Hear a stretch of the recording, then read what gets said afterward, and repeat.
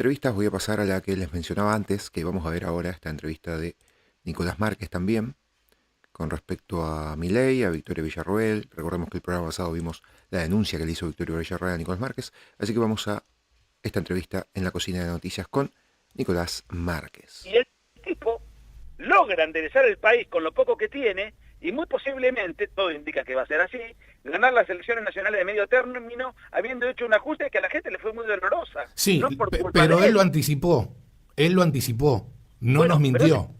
ese es otro rasgo revolucionario. Que un político lo reconoció Máximo Kirchner. Que un político no mienta en Argentina. No lo pongo como referencia No, de bajo nada, ningún digo, punto de vista, porque no lo por es. supuesto, pero en un reportaje en Infobae, ¿qué opina de Milei? Estoy en Santípoda, no lo quiero, no me gusta, esto, aquello, lo otro, pero está cumpliendo con lo que dijo.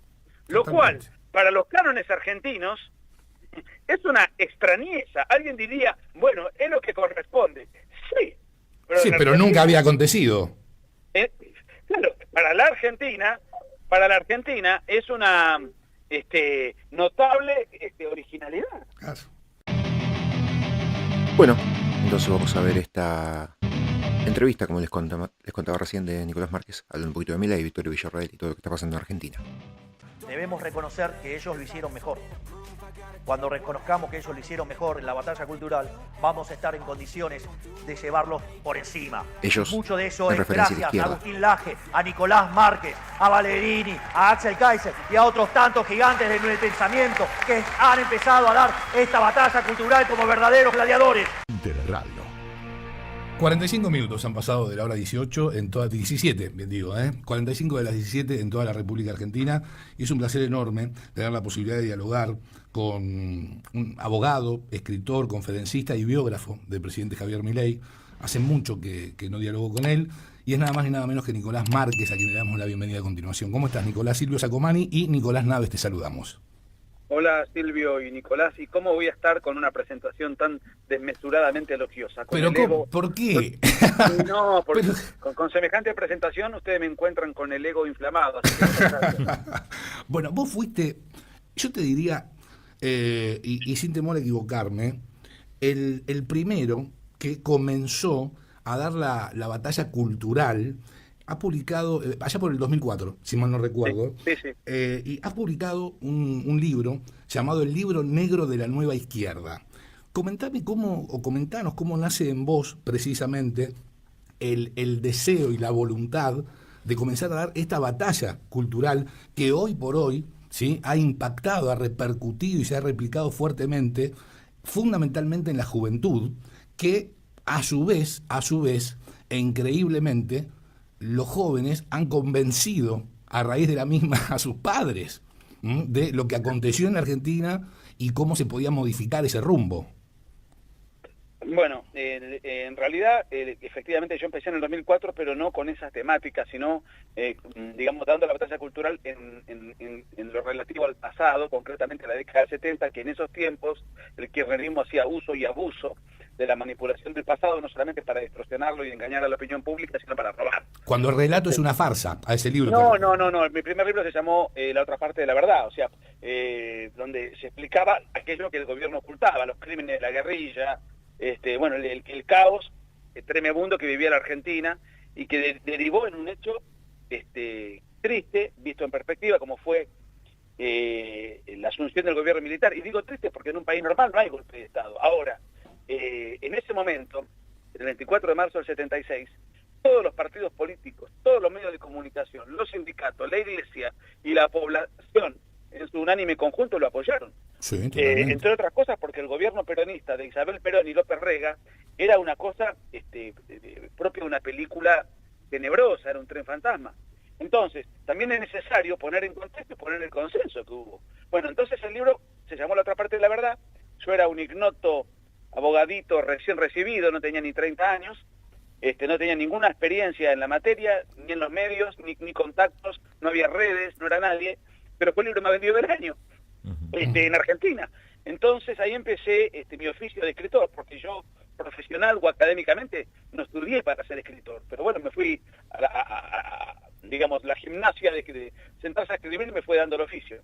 Lo que vos señalás, que hubo un antes y un después, creo yo, a nivel de América Latina y del mundo de habla hispana, porque eso hicimos una gira enorme también en España en su momento, fue cuando con mi entrañable hermano de la vida y amigo del alma, admirado, intelectual, reconocido mundialmente, Agustín Laje, exacto. Claro, escribimos en el 2015, publicamos 10 años atrás, en el 2016, el libro negro de la nueva izquierda. Yo estaba en Perú, en un congreso, que pretendió ser, sin éxito, una contracara del Foro de San Pablo, y se me había ocurrido hacer un libro que muestre cómo era la izquierda en su versión del siglo XXI, es decir, que abarcaba el ecologismo, el multiculturalismo, la ideología de género, la farsa de los derechos humanos. El feminismo radical. El feminismo que está dentro de la ideología de género, claro, en conjunción con los lobbies LGBT, el indigenismo, bueno, toda una serie de caretas que la izquierda usaba y sigue usando. Lo llamo Agustín desde Lima.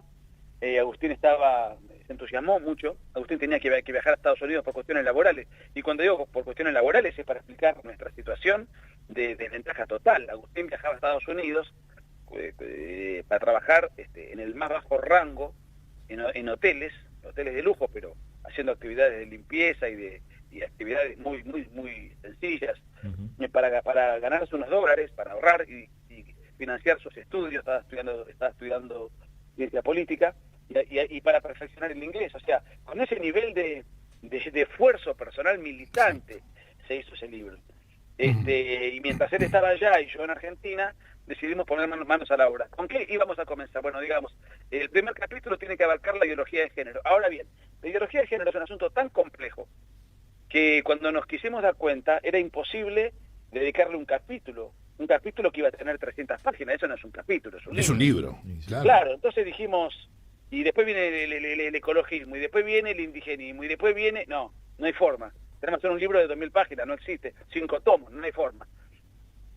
Entonces cambiamos el espíritu del proyecto inicial y dijimos, hagamos un libro únicamente abocado a este tema. Luego podemos hacer otros libros con temas complementarios, promesa que hicimos explícita en el libro que nunca cumplimos porque los caminos se bifurcaron, él se fue a estudiar al exterior, tuvo sus propuestas y sus proyectos, yo tuve otras cosas. Bueno, la batalla cultural siguió intacta, pero digamos, esa pretensión no se dio. No importa. El libro, sin quererlo, hicimos en Argentina 1000 ejemplares, que los financiamos nosotros, o sea, con la ayuda de gente. O sea, era una militancia donde, perdónenme la expresión vulgar o popular, pero era puramente y sin exagerar transpirar la camiseta. Hicimos una modesta gira por Argentina con auditorios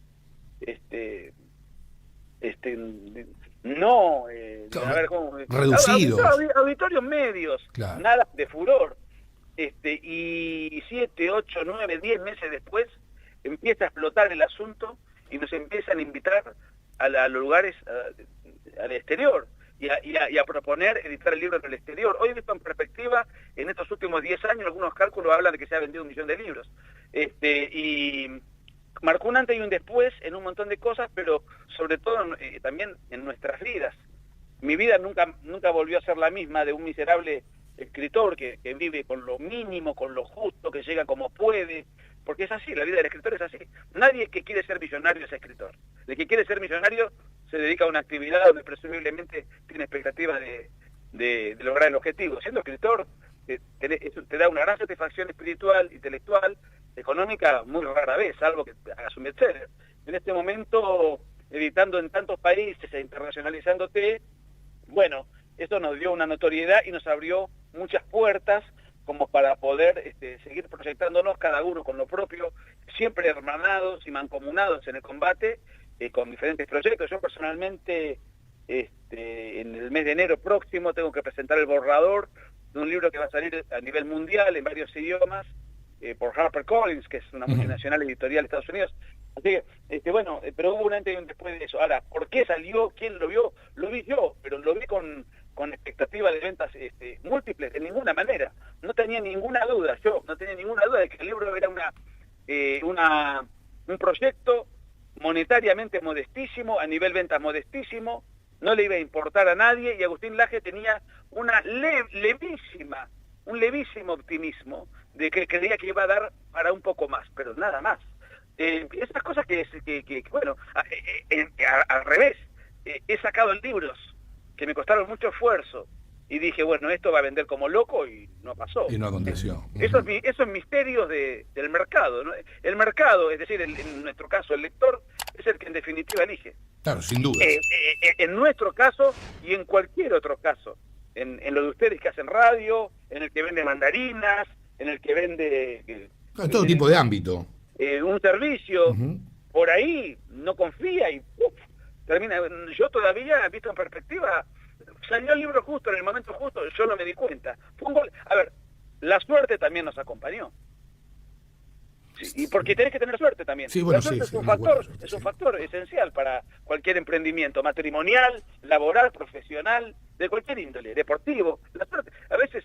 Pero la suerte es amiga de la acción, ¿eh? Te cuento una anécdota de mi último libro que me parece genial. No sé si hablo con Nicolás o con Silvio. Con Silvio estás hablando en este momento.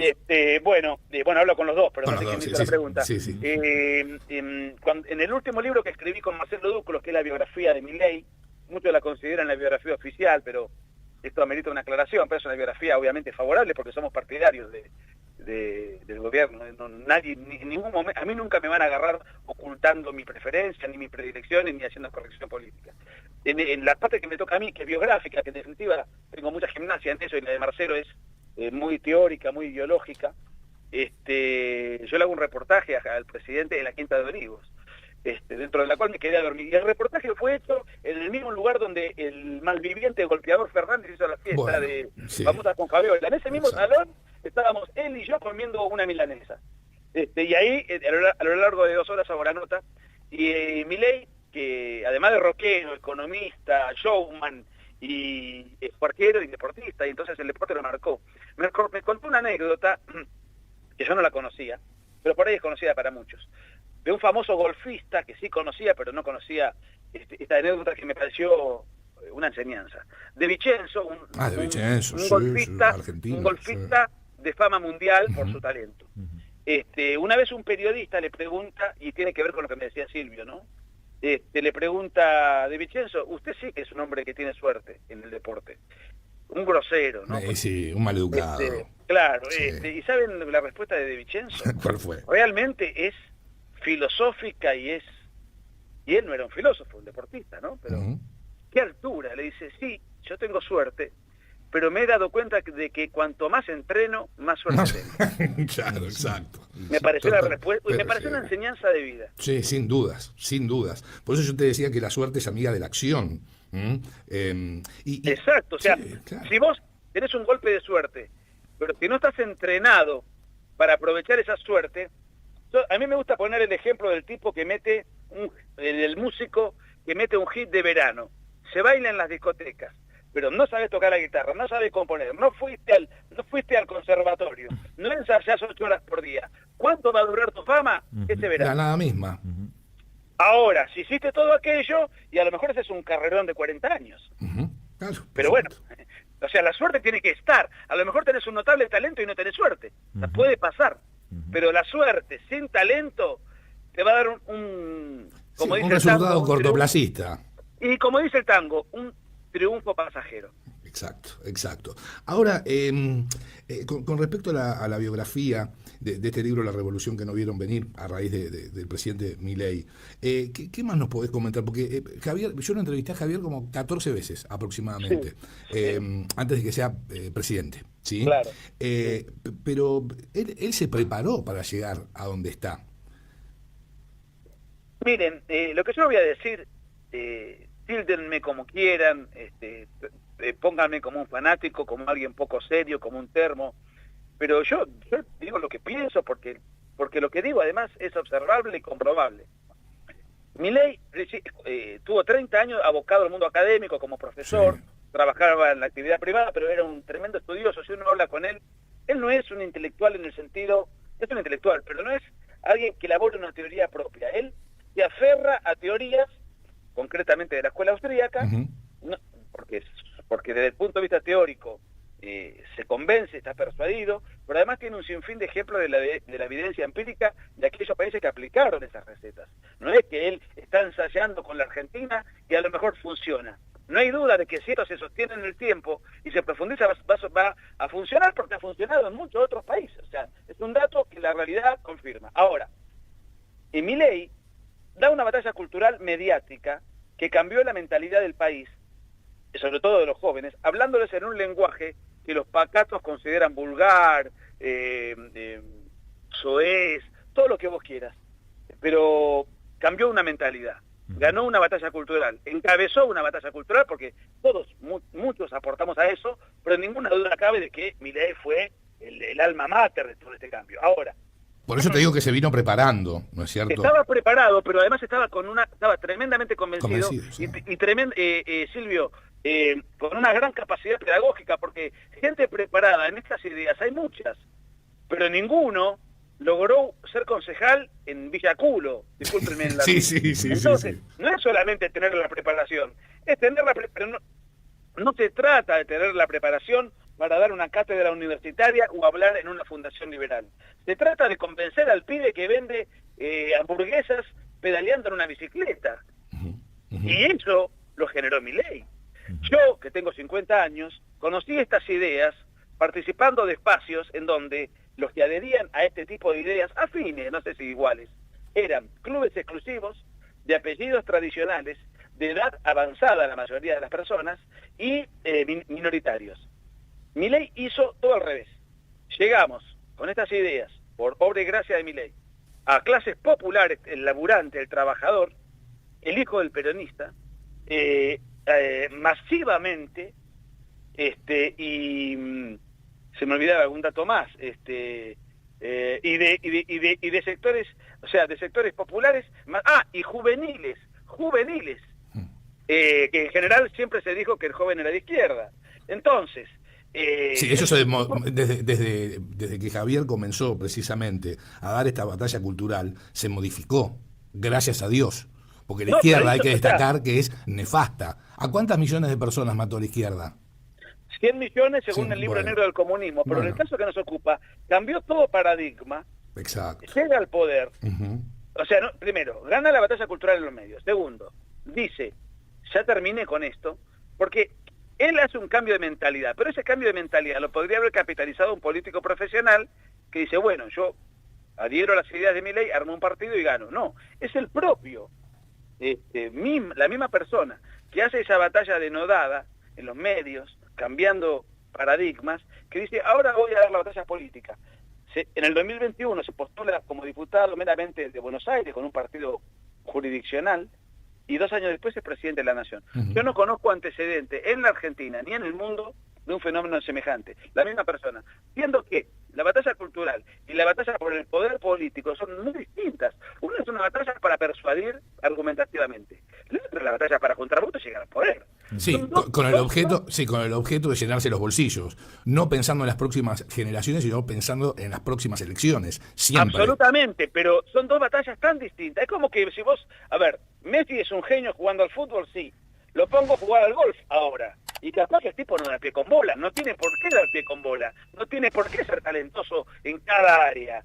Y Milei salta de una disciplina a la otra y gana las dos, y después de ganar las dos, viene otra más, administrar un país con 30 y pico de diputados, 6 senadores, sin un gobernador, sin un intendente, contra el periodismo, la casta tradicional partidocrática, contra los gobernadores, contra los empresarios prebendarios, el sindicalismo, los piqueteros, un sinfín.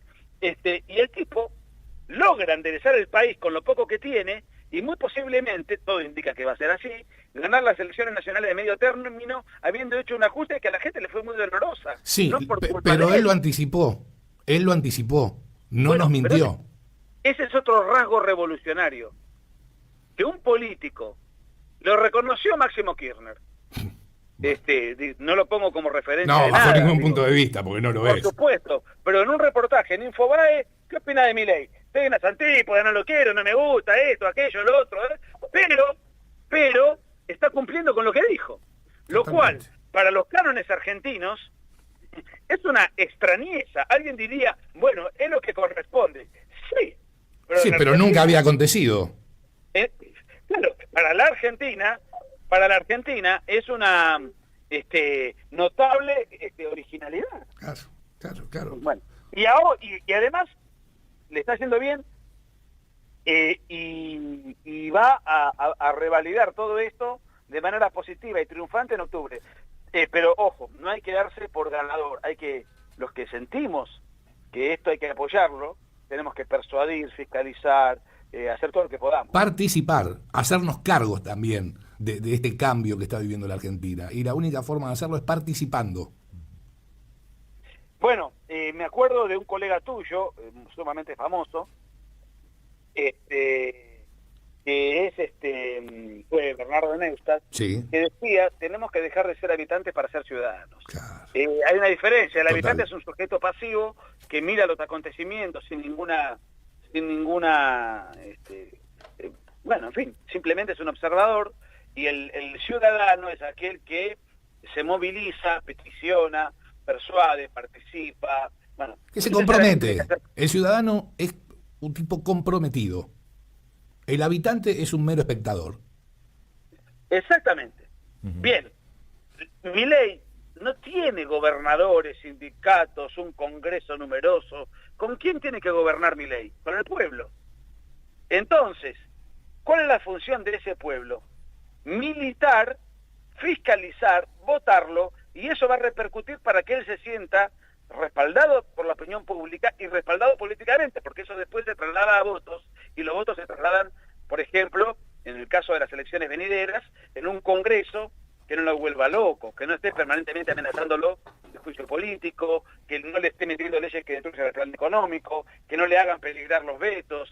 Bueno, con esto tuvo que convivir. Esa es la idea de la oposición, destruir al gobierno de Milei sin pensar siquiera, sin tener presente que si destruyen al gobierno de Milei, están destruyendo al país todo. Pero Silvio, ya lo destruyeron. Bueno, sí. Es decir, ahora lo que pretenden conservar es sus privilegios y su supervivencia. Tengamos en cuenta que Milei en tiempo récord destruyó al radicalismo, que hoy mide, según encuesta que salió en Clarín, creo que hoy, el 0,3% a nivel nacional. El trotskismo tiene más votos. El PRO o se extingue o hace alianza con la Libertad Avanza como furgón de cola humillante. Se lo merecen, ¿eh?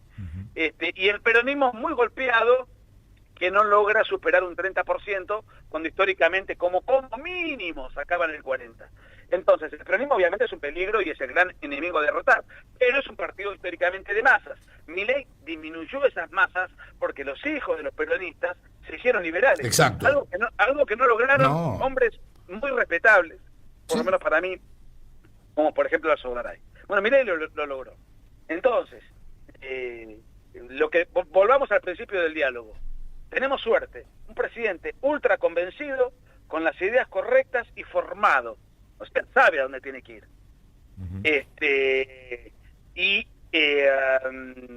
Bueno, nosotros como ciudadanos tenemos que poner nuestro granito de arena. Y después también tiene suerte Milei. Y ahí viene el otro factor que también tiene que ver con lo que hablábamos hoy. ¿Por qué tiene suerte? Y porque del lado de enfrente tiene a Kicillof, Cristina Presa, Massa, Máximo Kirchner, Grabois, y la verdad que con esos muchachos tenés suerte, porque no es que te estás enfrentando a nuevos dirigentes, inteligentes, innovativos, que vos podés coincidir o no, pero son rivales respetables. Está compitiendo contra un grupo de muchachos que están despreciados por la inmensa mayoría del pueblo. Eso es un factor suerte. Entonces, desde ese punto de vista, estoy muy optimista, porque el país ha mejorado muchas cosas, hay mucha gente que la pasa muy mal, no por culpa de él, pero también eso es cierto. Bueno, pero ¿de dónde venimos? ¿De dónde venimos? Bueno, sí, pero hay que explicarlo, Silvio, hay que explicarlo. Bueno. No todo el mundo cree que está mal porque hemos heredado esto. Hay gente que... Dinamitaron la Argentina, la dinamitaron, no dejaron dinamita con la mecha prendida, directamente estalló todo por los aires. Yo permitíme ser más exagerado que vos, me gustó el ejemplo, pero ya que hablamos de explosivos te diría, no lo dinamitaron, le pusieron una bomba atómica. Sí, sin duda. Nicolás te va a consultar Nico Naves a continuación. ¿Cómo andamos, A Nicolás? disposición. Hola, Nicolás. Mira, tocayo y todo, ¿eh? Tocayo. Sí, exactamente.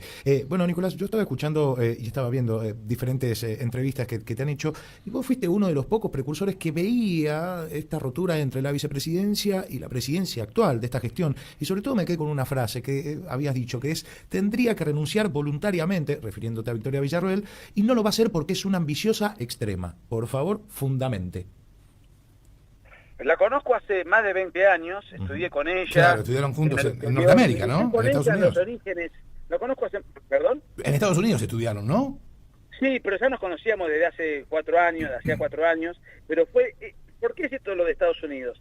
Porque como los argentinos eran unos cursos muy intensos y muy elevados, donde había que realmente estar muy abocado al estudio, estuvimos becados por el gobierno norteamericano, y los argentinos nos juntábamos entre nosotros, que éramos 5 o 6, y particularmente Victoria y yo, que participábamos de una misma causa, de una misma defensa y de una misma militancia, ya nos conocíamos y entonces éramos como, con una palabra muy argentina, éramos más compinches, ¿no? Porque teníamos una confianza en temas comunes. Entonces ahí la conocí de una profundidad mayor.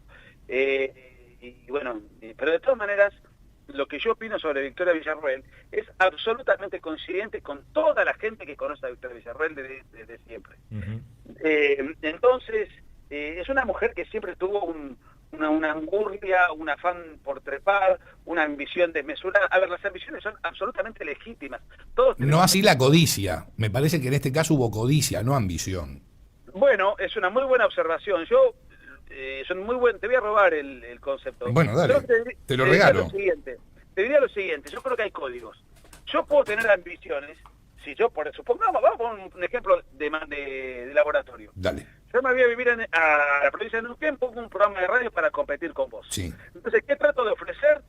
Un programa que sea más atractivo que el tuyo. Sin lugar Ahora, sí. Si yo manejo un lobby para reventarte los auspiciantes, te mando a amenazar, te mando a amedrentar, te hago todo un sinfín de zancadillas inmorales, bueno, una cosa es la ambición, otra cosa es serruchar pisos inmoralmente, traicionar, mentir, poner puñales por la espalda. Así se manejó siempre Victoria Villarroel. Bueno, nosotros entrevistamos a la periodista que llevó a cabo, que publicó el libro La biografía no autorizada de Victoria Villarroel. Bueno, pero esta periodista me entrevistó a mí, sí. 3 horas, lo tengo grabado. Yo le di un sinfín de información muy pesada sobre ella, verificable, me hacía cargo, le dije, si es necesario citame, mencioname como fuente, no lo hizo. Y mucha gente que ella entrevistó, que yo conozco, y que le contó cosas que la exponen de una manera mucho peor que lo que sale en el libro, tampoco fue expuesto. Entonces ya me compré el libro, ni bien salió. Mira, ese dato no lo teníamos bajo ningún punto de vista. Bueno, a ver, muchas cosas. Te pongo un ejemplo. Uno de los mecenas fundamentales de Victoria Villarroel fue Roberto Bravo, marino, que merece todo mi respeto, porque yo estoy totalmente en contra de la persecución militar y de la historia oficial. Es un hombre muy rico, vive en Miami, es un hombre grande, y ¿por qué ha sido perseguido y se le han pedido extradiciones y qué sé yo? Bueno, él fue precisamente uno de los 3 custodios de la cárcel de Trelew de los sucesos de 1972, que la historia oficial se indica como un fusilamiento. Desde mi punto de vista fue un intento de fuga de presos, no importa eso. Ese fue el principal mecenas de Villarroel. Se lo conté, le di todos los detalles a la periodista, que de izquierda, y para el léxico izquierdizante es el fusilador de Trelew, que está todavía en Miami. Te pongo ese ejemplo, te puedo poner 100 más. 100 más, claro. En el libro ni figura. Le dije a la periodista, ¿y por qué no pusiste si yo te pasé toda la información? Pero no para desacreditar. No, bajo ningún punto de vista. Yo tengo el deber moral de contar la verdad porque soy católico. La verdad es un dato objetivo que uno tiene que defender. Preguntar quién financió a Victoria. Te estoy contando. ¿Por qué no pusiste eso? No, porque Victoria me dijo que eso no era cierto. ¿Y qué te va a decir? Ahora, yo te estoy dando todos los datos. Pero es una biografía no autorizada, además. Sí, bueno, pero ¿sabés que me consta? Es una biografía controlada. O sea, yo quiero hacer una biografía sobre Silvio, hago alguna crítica hasta ahí. Los aspectos que lo pueden desacreditar fuertemente, que me constan y puedo probar, no los pongo por alguna razón que desconozco. O sea, es una biografía controlada. Entonces, yo la biografía la leí hasta la mitad. Te digo la verdad, suelo terminar los libros siempre, pero la leí hasta la mitad porque no es una biografía. Y esto que te cuento no es una experiencia personal. La multiplicidad de personas que yo conozco, que brindaron su testimonio, porque conocen a Villarroel de primera mano, las partes realmente jugosas no están. Nicolás, ¿nos podrías volver a repetir? Porque por ahí uno, en la vorágine de tus declaraciones, y porque tenés un montón de información, obviamente, pero ¿qué rol tenía entonces Roberto Bravo linkeado a Victoria Villarroel? Eran sus mecenas, su principal mecenas. Pero no está mal. Ser un mecenas por una causa que uno considera noble, que uno considera justa, y aportar para defender determinadas ideas, yo no condeno nada, ni lo condeno a Roberto Bravo, porque considero que como todo militar que combatió la guerrilla es un preso político, un perseguido político, ni condeno a Victoria Villarroel por haber recibido ese dinero para con esa plata difundir lo que ella consideró conveniente. Yo no hago un juicio moral. Lo que digo es, por cuestiones de corrección política, esto no fue expuesto en el libro. Cuando yo tengo la grabación del reportaje, no lo haría pública nunca, no fue puesto en el libro. No fue puesto, y yo además de eso, no es una simple afirmación personal, di todas las pruebas. Bueno, la biógrafa, por razones que desconozco, no lo quiso hacer. No quiso hacer ni eso, ni muchas otras cosas dichas por mí y por mucha otra gente que también se entrevistó. Por eso hablas de una biografía controlada. Sí, hace algunas críticas razonables, no graves desde el punto de vista de la corrección política, y de hecho grabé un video explicando que esto fue así y salió tapa de página 12. Nunca jamás desmentido por Victoria Villarroel. Y repito, yo soy un hombre de derecha, he escrito libros en defensa de la acción militar contra la guerrilla, o sea, no tengo nada que ocultar ni me escandalizo por ello, pero esto es verdad. Simplemente esto pasó, esto fue así durante muchos años. Entonces, se lo comento digo, bueno, para mucha gente podrá ser un escándalo, para mí no, pero no está en el libro. Eso y muchas otras cosas. Entonces, ese libro yo no lo valoro, lamento que si se hace un trabajo sobre ella y se tiene testimonios fehacientes de gente que la conoce muy bien a ella, bueno, los aspectos que la exponen, no por mi solo testimonio, sino el de muchos amigos comunes que me dijeron lo mismo, lamentándolo, no están en el libro. Y bueno, ¿por qué razón? No lo sé. Ahora, haciendo referencia también a Victoria Villarroel, fuiste denunciado penalmente por ella. Ahora lo que te queremos consultar es cuáles fueron los hechos por los cuales se te acusa y cuáles los fundamentos de la querella. Con todo gusto les puedo mandar a la producción, a tu producción, la denuncia. No tengo ningún problema.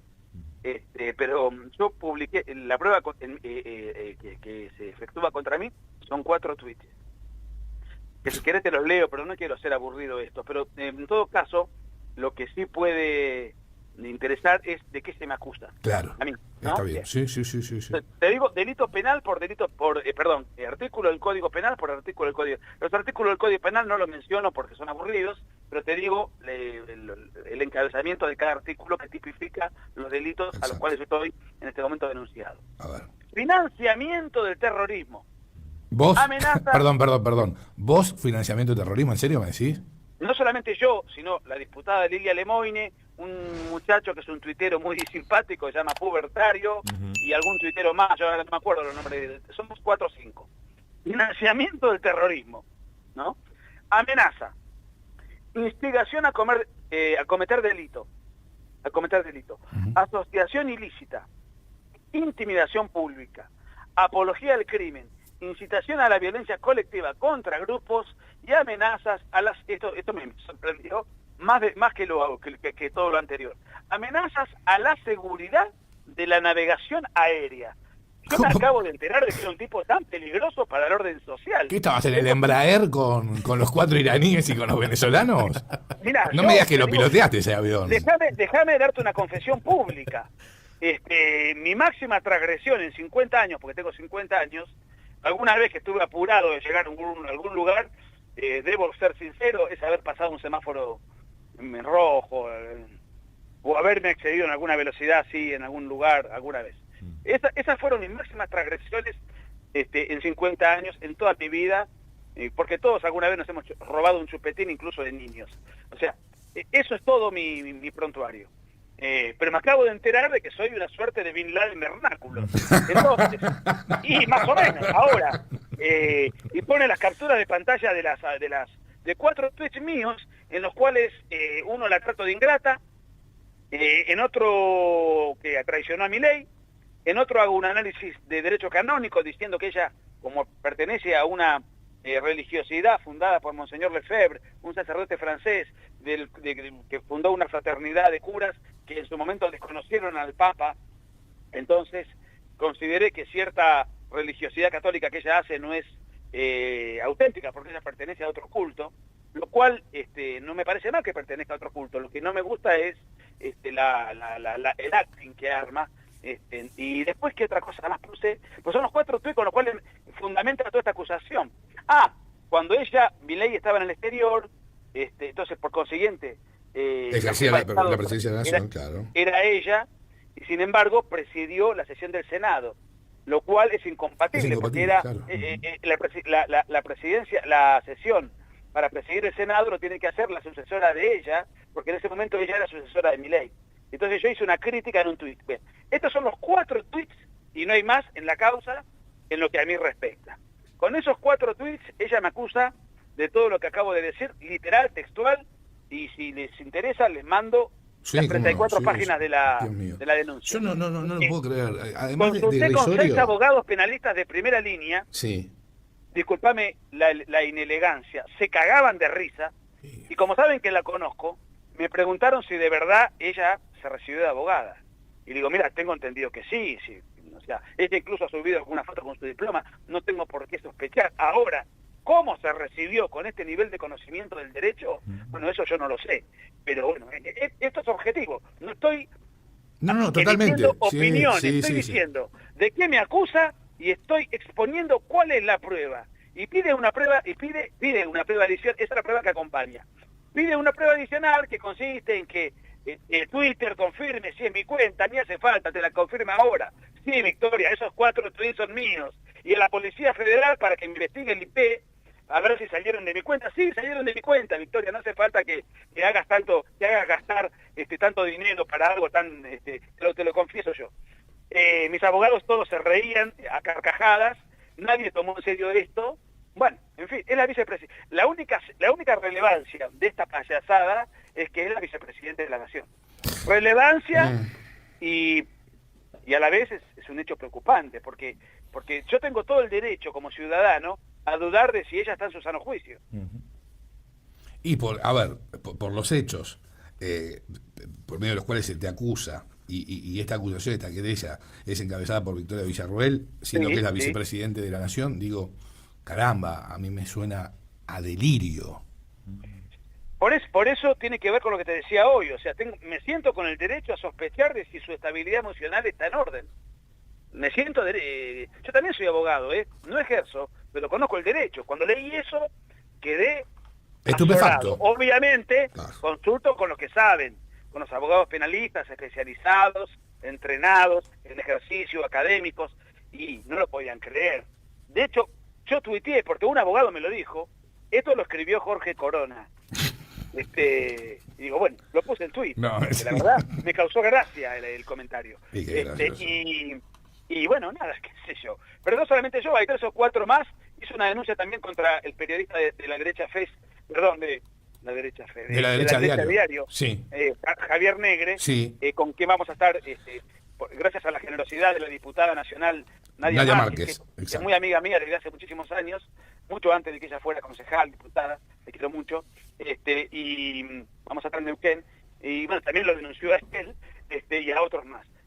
Inclusive, de manera grotesca, hay uno de los tuiteros denunciados, discúlpenme la grosería, pero es así, se llama @agachate que te la meto. Bueno, contra ese tuitero también le hizo la denuncia penal acusándolo de estas de delitos pantagruélicos, de los cuales estamos todos denunciados, no diría implicados. Claro. Seguro. Nicolás, un gusto haber dialogado con vos, haber tenido la posibilidad de volver a escucharte, de que nos hayas vuelto a acompañar, pero quiero dejarte el micrófono abierto en esta oportunidad para que invites a nuestros oyentes, no tenés por qué saberlo, pero nuestro programa, La Cocina de las Noticias, es el programa más escuchado en este rango horario. Entonces, Gracias. no, por favor, a vos, te dejamos el micrófono abierto para que invites entonces a nuestros seguidores, ¿sí? Al evento de La Derecha Diario que se va a realizar aquí en Neuquén. Bueno, allí va a estar Javier Negre, que es el titular de La Derecha Diario, voy a estar yo, que mañana viajo para Neuquén, la diputada nacional Nadia Márquez, el periodista muy masivo en redes, Mariano Pérez, y el diputado nacional Gabriel Bornoroni, que es el jefe del bloque de la Libertad Avanza. Exacto. Vamos a brindar una charla, cada uno dirá lo propio en unos 20, 30 minutos cada uno, 1 hora y media, 2 horas máximo. De mi parte, como soy escritor, van a estar todos mis libros. El evento se lleva adelante el sábado 9 de agosto, 18 horas, en el Casino Magic, Salón Rainbow. En el Rainbow, sí, así bueno, es. Que vaya todo el mundo, todos los que sientan afinidad y quieran estar y ser partícipes de esto, todos invitados. No sé, desconozco si hay que inscribirse o no, eso se organiza eso lo organizan los anfitriones, o vayan directamente, pero sí, a las 18 horas del 9 de agosto vamos a estar en este evento, y bueno, creo que con amigos, además, es muy agradable compartir eventos con amigos, con ideales comunes, y bueno, cada uno desde su perspectiva y desde su actividad dirá lo que tenga que decir. Yo creo que voy a hablar sobre todo de la batalla cultural. En función, bueno, ese será un poco mi rol. Tu rol así. Y después, bueno, el resto de los expositores tendrán tendrán que decir aquellos que consideren conveniente en función de lo que les ocupa. Así que estoy muy feliz de ir a Neuquén. Hace muchos años que no voy a Neuquén. La última vez que fui se armó un escándalo infernal que salió en todos lados, porque fuimos a dar una charla a un colegio evangélico y Agustín Laje en 2018 tuvo la mala idea de decir la verdad. Dijo que Flor de la B era un hombre disfrazado de mujer. Intervinieron en el colegio, hubo un escándalo nacional, multaron, bueno, y bueno, eso. Ese es el recuerdo que tengo. 7 años después vuelvo, muy feliz a Neuquén. Mañana llego a la noche. Bien, Nicolás, te agradecemos mucho que nos hayas acompañado, y bueno, vamos a darle continuidad a estos diálogos tan sabrosos, tan jugosos aquí, que preparamos en La Cocina de las Noticias, y vos formaste parte del mismo. Muchas gracias. Prontamente Lo que me pasa en el recorte lo subo a todas las redes. Sí, por supuesto que sí. Por supuesto que sí, Nicolás, te agradecemos mucho. Aprovecho para manguear públicamente el material. Te lo vamos a enviar. Dalo por hecho. Gracias. Un fuerte abrazo, Nicolás, que estés muy bien. Saludos y a todos los neuquinos, nos vemos el sábado. Adiós, hasta siempre. Hasta luego. Hasta luego. Nicolás Márquez, abogado, escritor, conferencista y biógrafo del presidente Javier Milei, pasaba por La Cocina de las Noticias. Bueno, ahí estaba entonces esta entrevista de Nicolás Márquez ahí en este canal de La Cocina de Noticias, donde ya creo que lo hemos visto a Nicolás en otra entrevista. No sé si no era presencial, incluso en vivo, que también había ido hacia la provincia de Neuquén, y donde va a estar ahora en horas nada más este sábado. Ya estamos en viernes a la noche, casi sábado, así que seguramente allí estará Nicolás en las próximas horas. Hasta acá con el programa 209 de Batalla Cultural. Espero que les haya gustado. Cualquier cosa me lo dejan en comentarios. Muchas gracias a todos por seguir, por suscribirse, por dejar superchat, por hacerse miembros de Patreon, que está el link acá en la descripción de este vivo, de este video. También el link de Seneca para dejar sus mensajes y colaborar con el canal, y también los alias y las otras redes sociales, los links y demás. Abrazo grande, buen fin de semana para todos, y nos vemos en el próximo capítulo.